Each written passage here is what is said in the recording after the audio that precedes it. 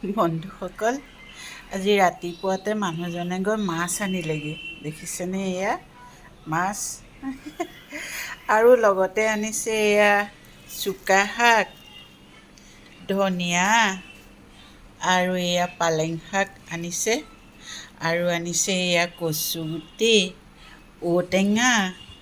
তাকে মানে কি দি বনাই খাম মই ঠিকেই কৰিব পৰা নাই। আপোনালোকে জনাবচোন কি দি খালে ভাল হ'ব, শাক দি নে কচুগুটি ঔটেঙা দি? কোনটো দি খালে বেছি ভাল লাগিব? আমাৰ কিন্তু সকলো কিনাহে দেই। এয়া দেখিছে মুঠি মুঠি, এয়া মুঠি মুঠি। আমাৰ খেতি কৰিবলৈ, শাক পাচলি খেতি কৰিবলৈ জেগা নাই। অকণমান জেগাতে কি ক'ম আৰু, ভাষা নাই। জনাবচোন দেই কি দি বনাই খালে বেছি ভাল লাগিব।